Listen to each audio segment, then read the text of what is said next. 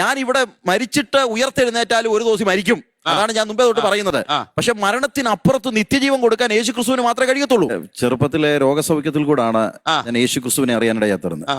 ഈ കിഡ്നി സംബന്ധമായ 2 വൃക്കകളും തകർന്ന് ഒരുപാട് ഹോസ്പിറ്റലിൽ ട്രീറ്റ്മെന്റ് ചെയ്തു. ഈ കൈക്ക് അല്ല, കിഡ്നി ഇത് ഇവിടെ ആയിരുന്നു അതിന്റെ ക്രമീകരണങ്ങളൊക്കെ ചെയ്തത്. അപ്പൊ അങ്ങനെ ഒരുപാട് ഹോസ്പിറ്റലിൽ കിടന്നു. അവസാനം ലാസ്റ്റ് മൊമെന്റ് പ്രയറിൽ കൂടെ, പ്രാർത്ഥനയിൽ കൂടെ യേശു ക്രിസ്തുവിനെ അറിഞ്ഞു.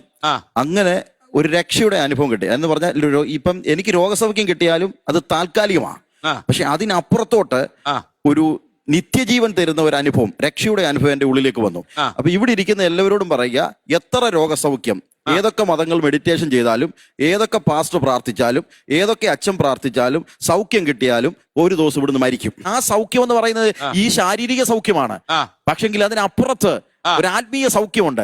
അതുകൊണ്ട് ഇവിടെ നടക്കുന്ന സകല രോഗങ്ങളും മെഡിറ്റേഷനിൽ കൂടെ ആണെങ്കിലും എന്താണെങ്കിലും ഒരു കാര്യം ഓർത്തോണം, അത് താൽക്കാലികമാണ്. പക്ഷെ മരണത്തിനപ്പുറത്ത് നിത്യജീവൻ കൊടുക്കാൻ യേശു ക്രിസ്തുവിന് മാത്രമേ കഴിയത്തുള്ളൂ.